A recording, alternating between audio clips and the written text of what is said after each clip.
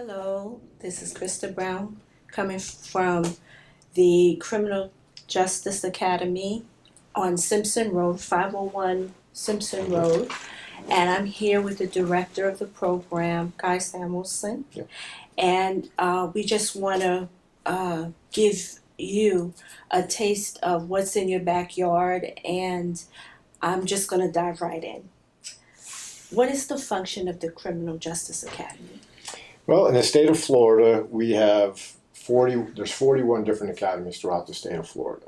And our function is to be able to educate individuals so that they become certified to become law enforcement officers in the state of Florida. Okay. What police districts or precincts actually send recruits here? Okay, so again, with all the academies that are in the state of Florida, it's up to the individual agencies. But in general, most of the agencies will probably go to academies that are closer to them. For example, Right. Each academy has what they call a board of advisors or a board of trustees. On our board sits the sheriff, the chief of Kissimmee Police Department, the chief of St. Cloud Police Department, and the chief of Osceola County Corrections. All sit on our board with the superintendent of schools, things of that nature. So normally, most of the people we get here are going to be from Osceola County, Kissimmee, or have interest in Osceola County Sheriff's Office, Kissimmee Police Department, or St. Cloud. Although we do have a class that's coming up, that actually the one that you guys were just in, there's 4 individuals from McColley Police Department in there, sponsored. Okay. There is 2 individuals from St. Cloud, and there's 8 individuals from the Osceola County Sheriff's Office. Okay. So we have had people from Brevard County sponsored here. Wow. We've had Brevard County hire a lot of people out of this academy. Lakeland PD has sponsored or hired people out of this academy. We've had Maitland. We've had Apopka. So in reality, anywhere that they're hiring, recruiters will come and try to get people out. And in regards to sponsoring, Winter Garden sponsors people here. So we get a lot of agencies that like to send their people here to this academy. Wonderful. Probably off script, but Osceola, St. Cloud, Kissimmee, is that considered like the Osceola police? Is there a county and a state? Yes, so you have any unincorporated area in Osceola County is covered by the sheriff's office. Oh, okay. And then you have the city of Kissimmee, so that's covered by the Kissimmee Police Department. And then you have the city of St. Cloud, and that's covered by the St. Cloud Police Department. Okay. Thank you for that Yes. clarification. Okay. What are the qualifications? So there's 2 ways to come to an academy. You could either be self-sponsored, or which means you'll pay your own way through the academy, or sponsored, meaning an agency has put you through their hiring process, and now they're sending you to the academy, and you're technically employed by that agency. So we do a little both here. Now, due to COVID, our last 3 classes have been all sponsored classes only. It's just been a little beneficial for us to do it that way. So, for instance, a non-sponsored or a self-sponsored person have to be at least 19 years of age to come to an academy. Now, there's a little caveat there because most agencies won't hire unless you're 21. Okay. So, if a 19-year-old does come to us, we sometimes have a talk with them in regards to goal setting and what would be the best for them in regards to getting to this profession, because at 19, they might not get hired because people are only hiring at 21. So we'll sit down with that individual and go over some goals, some planning and things of that nature. But you got to be at least 19. You got to be a U.S. citizen. You have to have a current driver's license. Some of the other things we look for is this. We will do, when you first come in, you fill out the application. There are specific instructions on the application. We look that you fill out the application correctly based on instructions we put. Because obviously if you can't follow that, we might have some problems. The minute you're done with that, you have to take a polygraph exam. So we will have a polygrapher does come here to this academy. They put the person in a room, they take the application, they make the person swear to the application under oath that everything in there is the truth, so on and so forth, and then they continue on with their polygraph. If you make it through that, your next step is our physical agility test. And that's where you get tested on the 1.5-mile run, as many push-ups you can do in a minute, as many sit-ups you can do in a minute, and we do a sit and reach test, flexibility.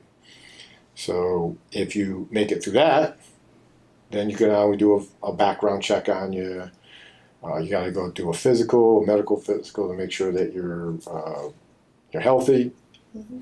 Then you have an interview with me, and then we decide whether or not you're going to be coming into the academy or not. Seems not easy, but no. So one of the things is that, and the reason why we do it like that is, in our particular academy, we run under a technical college. We're more certificate-based college, not academia or degree-based. Mm-hmm. So we run under a different set of rules in regards to our the people that oversee everything that goes on in these type of schools. Mm-hmm. So we have a certain percentage that we have to meet in regards to how many people get jobs. We have to meet a certain percentage in regards to people completing the program. It's not just a pay your money, get your education, and walk out the door. Does that make sense? Yes. Where some other places might be like that because that's just the way they're designed. Mm-hmm. So because of that, we're very strict on letting people in because we have to make sure that they are hireable. Right. If they're not hireable, then it doesn't make sense for me to bring them in because I won't hit my percentages and then we're kind of spinning our wheels at that point. Exactly. So. Exactly.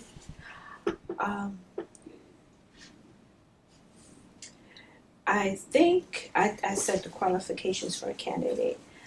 I think I have another question here about please explain the guidelines in which all trainees are taught. Like, I guess maybe I'm speaking about curriculum. Like, what are they taught here? Well, the curriculum, and I probably should have gotten probably should have gotten you an application. But the curriculum covers everything. We start out with an intro to law enforcement, which we explain the kind of history behind law enforcement in the state of Florida, how it started, things of that nature. We talk about what chain of command is. We'll talk about what you just witnessed in the class there, that type of stuff, which the topics were values and ethics. We're going to talk about that. Obviously, sexual harassment in the workplace. That's all your intro to law enforcement part. After that, we go into a whole legal block.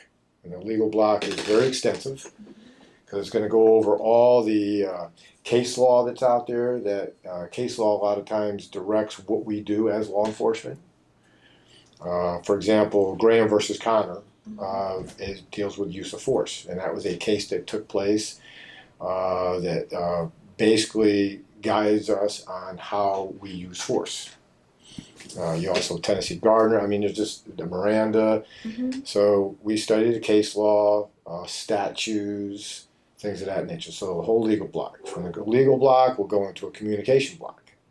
Communication block will dealing with the elderly, military veterans, and just every communication you can manage with your diverse communities. Right? You'll do traffic stops, DUI traffic stops. There's firearms. There's defensive tactics that we do every single day. We do defensive tactics and physical fitness. There's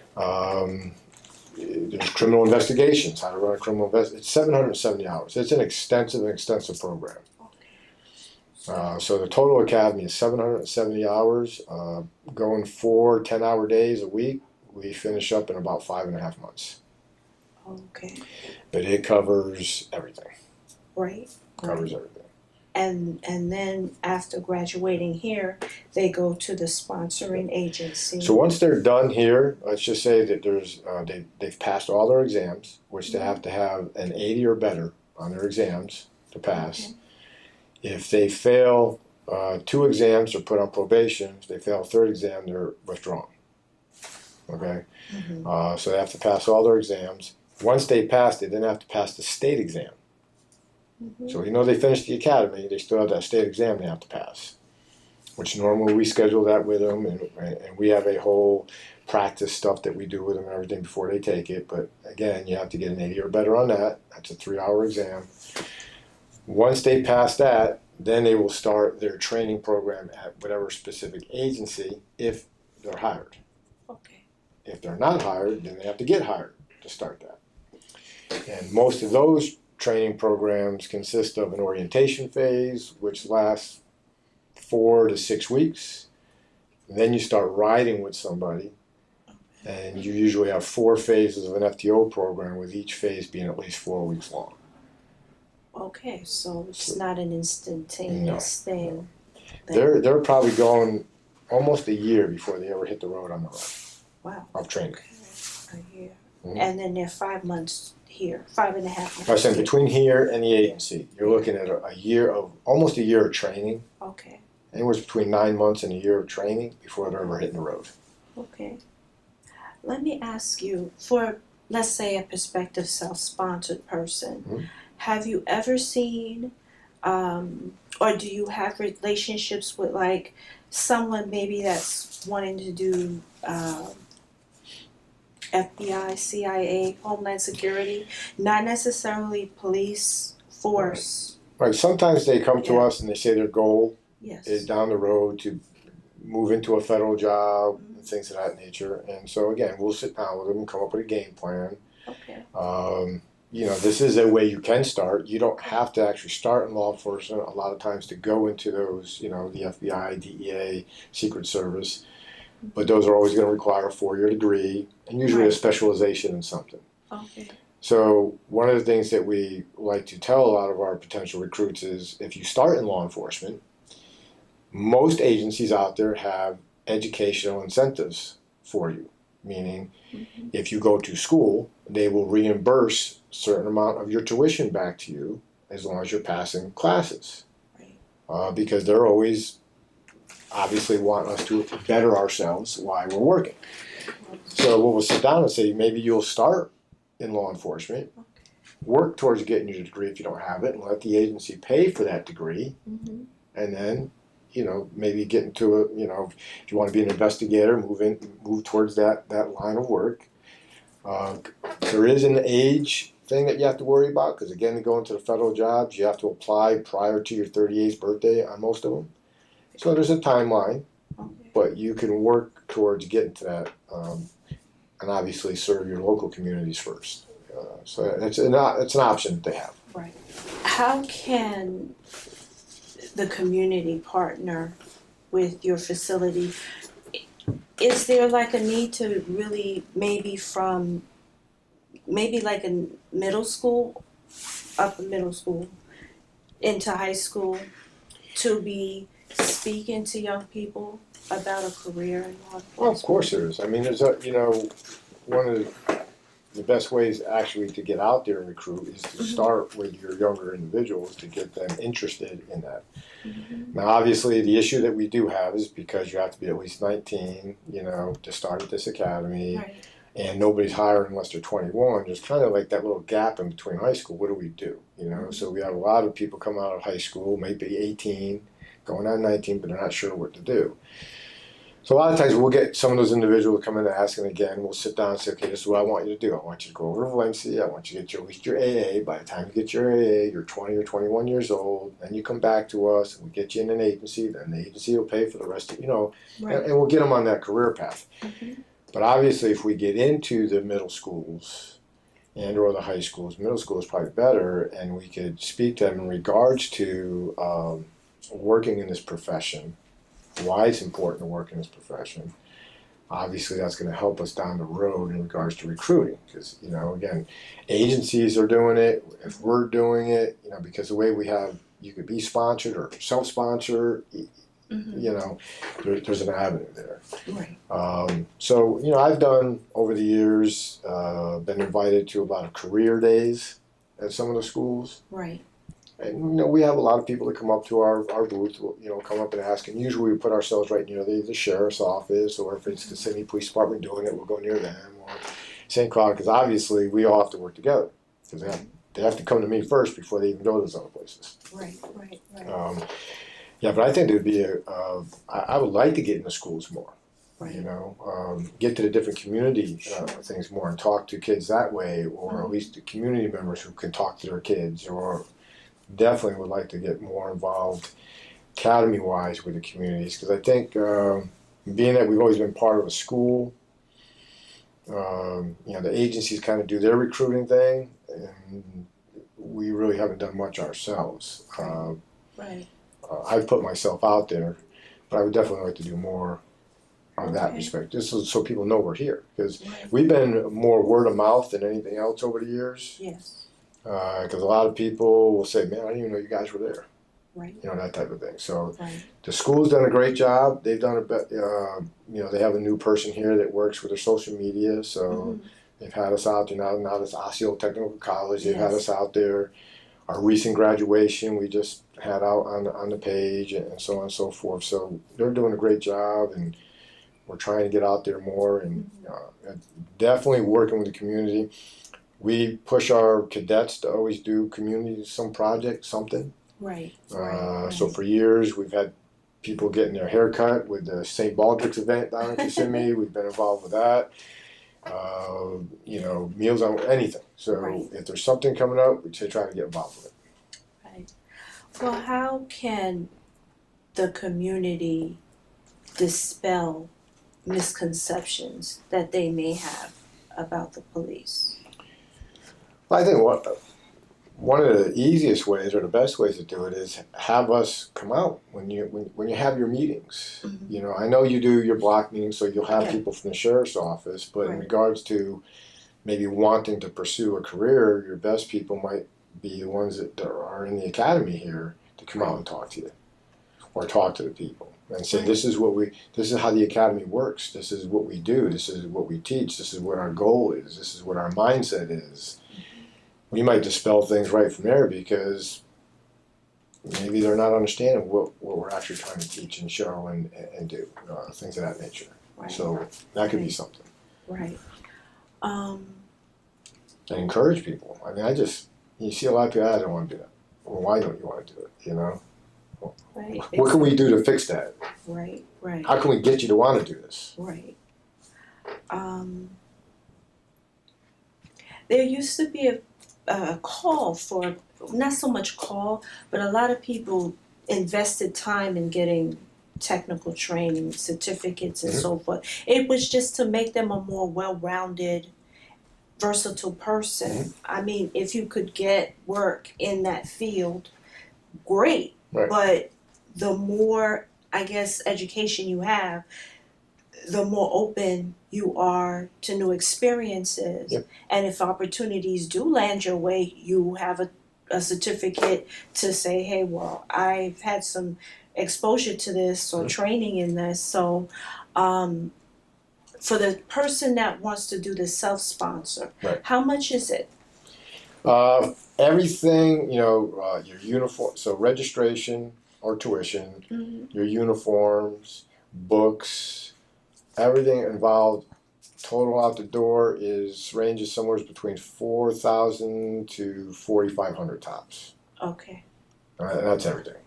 Okay. That covers the whole program. Now, because we are a school, we do have certain financial aid things available and grants and things of that available. Plus also those people that were in the military can use the money they get from the military towards this program as well. So we've had a lot of those individuals come down here. So that was, when you come in, the first thing we do is we'll say, look, you know, did you go up and meet with the financial aid people yet? See what you can get. Okay. So that's usually the cost, somewhere around there. Okay. Well, that's good for someone to know. If they're not quite sure if they want to go and Right. And like I'm going to be a police officer, and this is the route, and I want to work for us. Let's say Osceola Police Department. It is an investment, Yes. you know, and so you got to make sure that your monies are set. Mm-hmm. You know, you don't want to come here and then be in a financial burden because now you can't concentrate on your studies. You can't concentrate on what you're supposed to be learning because now you're worried about how am I paying for this thing. Exactly. You could pay everything up front, or they have payments. Okay. Okay, so they do kind of work that way with you. But again, that would be the school that you would work with there. Mm-hmm. The thing is too about a self-sponsored person is they can go anywhere in the state of Florida once they graduate out of here. They do not have to stick just to the local PEDs. Mm-hmm. Now most people do, but we've got people that are working down in South Florida, East Coast, West Coast, people in North Florida that they've come here and then they decided to relocate. Right. Once you pass that state exam, you're certified anywhere in the state of Florida to work.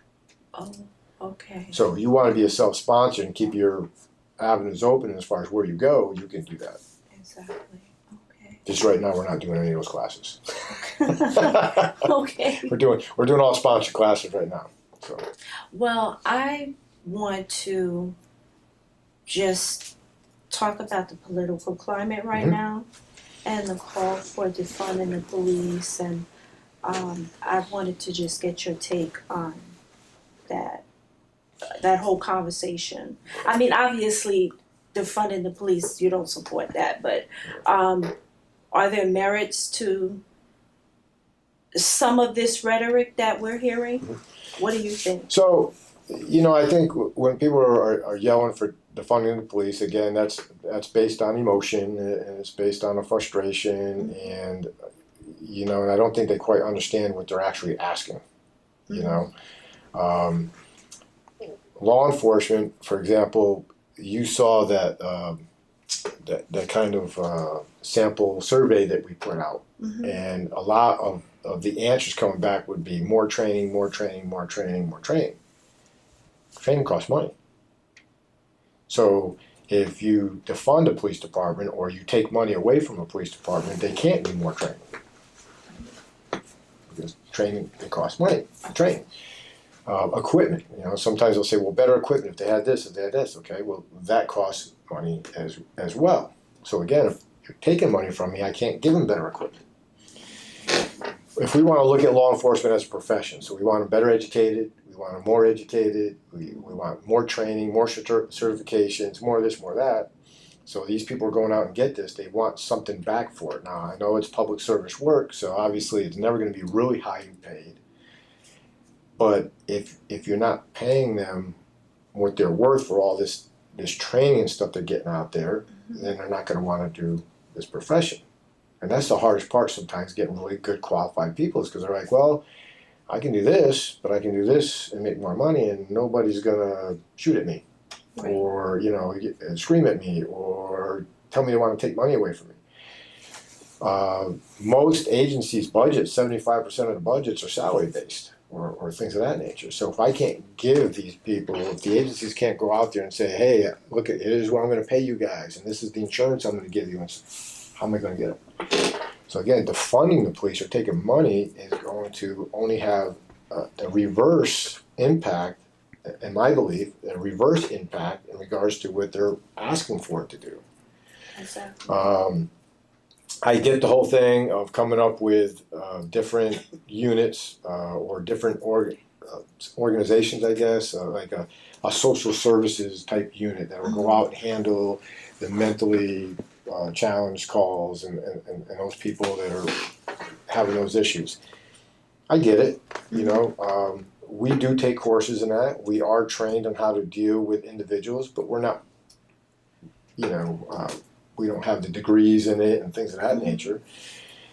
Law enforcement is more enforcement based than anything. So to maybe have an organization or some type of group or unit or agency that can go out and handle those calls, you know, makes sense to a certain extent. But by taking money away from us to go do that, that doesn't make sense. Well, wouldn't that more be a referral? I mean, at the point when you're being called, that person may need to be Baker acted.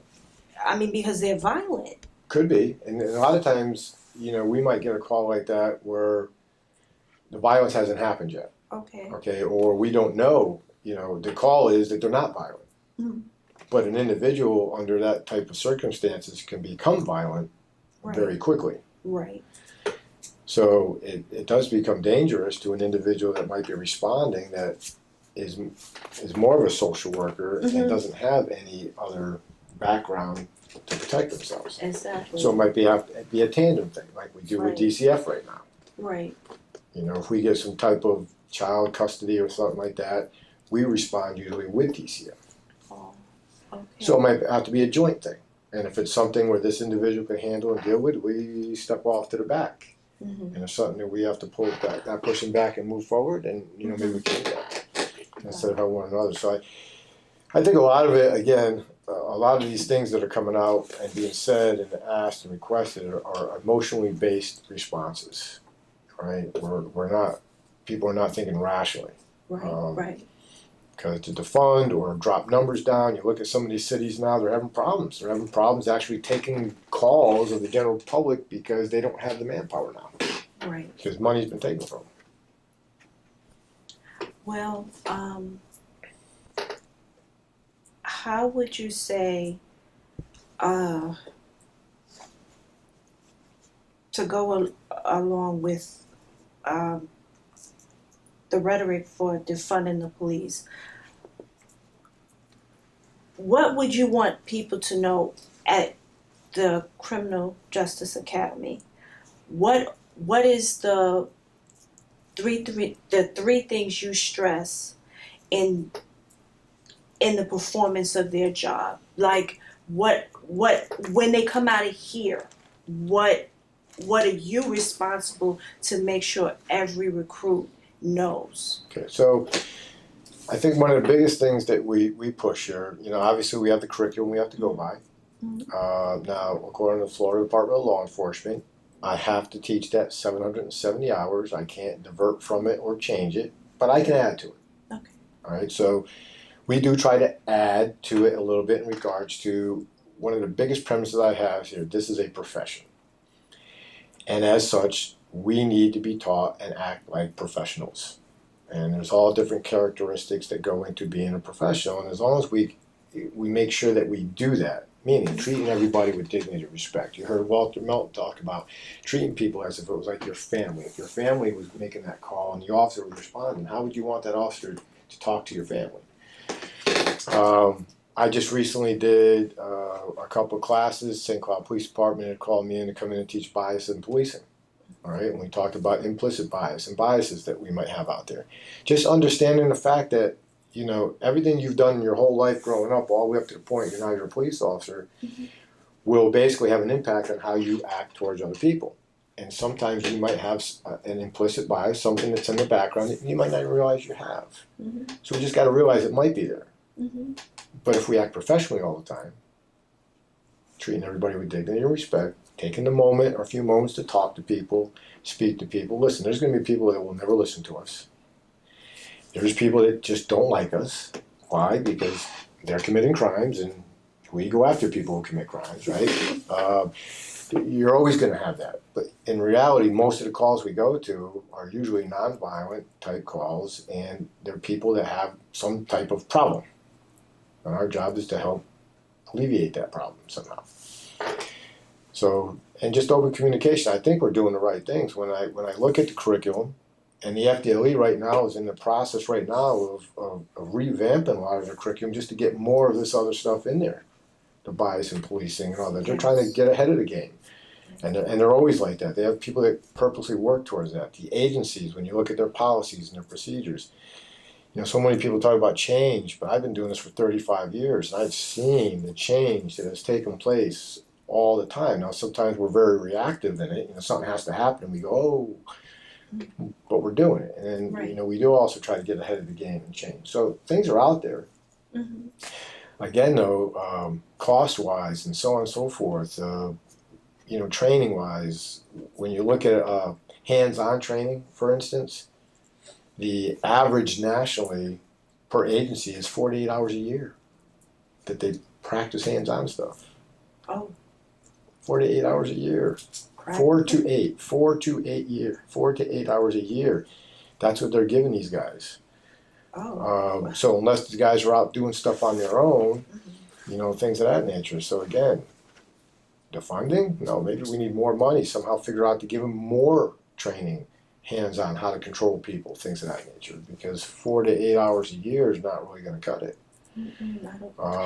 You said 4, like 4. The number 4 to 8. I thought Not 48. At first, that's 4 the first I to thought. 8. I was like, yeah. Okay. So when you think about, let's just take for example a high school wrestler, for example, right? So the average high school wrestler will probably start somewhere around 10 or 11 years old doing his wrestling, and it goes all the way through high school. You get an officer in a career for 25 years, that 4 to 8 hours, they'll never catch up with the amount of hours that high school wrestler had training. They'll never catch up. They won't even come close. So that particular kid will have more skill controlling people hands-on than an officer in a 25-year career will have. But it's not the officer's fault. He's only given 48 hours. Then you have firearms training you throw in there, and then you have driver's training you throw in there, and then you got to go, diversity and law enforcement training thrown in there. You got all kinds of other stuff that you're trying to squeeze into these guys. So again, it comes down to time, it comes down to monies, it comes down to, how do you find it? So a lot of these officers are basically now have to go out on their own. Right. To try to find training. But they got their days off, they have their families, they have other things they're trying to do, so it kind of becomes that catch-22 a little bit. Right. Well, how can we show our appreciation as a community for the service, the work that you do here? Basically what you guys are doing. The fact that you stood up in front of the class and said, hey, we support you, a lot of these guys may have never even heard that before. Even though they're here, maybe no one's even said that to them. You're coming from a community that these guys are going to be patrolling, and you're here. Look, we're behind you. So I think that's something. One of those other things I always try to teach these guys, and I tell them day one when I have my little, when they first come here, and I say, look, you need to find activities that are non-law enforcement related. You need to meet people and associate with people that are non-law enforcement related. Reason being is you have to understand there's a whole nother world out there besides what you see every day. Because these guys are about to go out there and they're going to see the worst of the worst. They're going to see the families at the worst. They're going to see abused children, dead bodies, homes that you wouldn't even think about ever walking into, and they're going to have to go into. That's how disgusting or bad those are. They're going to have people threaten their families. They're going to be spit at. They're going to be, yelled at, screamed at, so on. I'm not going to try to talk you out of it, but they're going to see the worst of the worst. And then, so if all they do is hang out with law enforcement personnel all the time, that's the only thing they can discuss and talk about how bad things are. They're never going to see that there's this whole other world out there. There are people like yourselves who do support law enforcement, that do take care of their homes and the kids, and they're supportive in their education and so on and so forth. That just and they need to associate themselves with that. So I always encourage that so that they don't get this sense that, what am I doing out here? Loss of hope or whatever. That they stay positive and they know, okay, this is what I'm doing this for. Right. That type of stuff. Well, is there need for more, people to, so much not role play, but positive reinforcements, and in terms of maybe, we were just in Officer Milton's class, and he was talking about role playing and so forth. Well, maybe retired professionals. Is there a need for referrals here in terms of maybe having social workers come in that like somebody's maybe a retired social worker and they can come in and address a class. Is that something We can that always the do guest community- speakers, Okay. especially when there's a certain topic coming up. It might Okay. fit right into that topic, and so we can Okay. bring in the guest speaker. Okay, Obviously, anytime we get anybody from the public right. to come in, even if for example, when we have that victim that comes in and she Yes. talks about how she didn't get the response that she thought she should get from the law enforcement, that's huge. Right. If you were to come in and say, look, here's the problems as being the head of the commission or the BVL, here's some of the issues we're seeing. Like you talked about a little bit, I'd like to know the face of my officers. Well, the fact that you don't know the face of your officers, to me, is an issue. Why don't you know them? You run the BVL down there, they should at least know you and you should know them. But if the public knows, hey, that's so-and-so. Like you said, right? Things like that. I mean, that's so obviously, yes, if anybody wants to come in and talk and we could fit it into a section or whatever, just get a hold of me, let me know who they are. They can make an appointment. I can get with an instructor. We can try to figure out where we fit in and do that. But guest speakers are always good to have. The more these guys hear from the actual public, I think it just helps them. Wonderful. Both sides. Right, exactly. Well, I want to thank you for letting us come in today and subsequent days of the taping. Anytime. Thank you for your service. Appreciate that.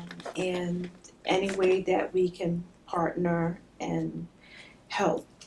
I think that Buenaventura Lakes is on board. And I'm glad you guys are doing this. I just wish it would be more. And the more we do things of this nature, this is what we need to be doing. Exactly. Partnering up, working together, we can figure all this stuff out. We don't have to be adversarial. We don't. Absolutely. So, thank you. Bye.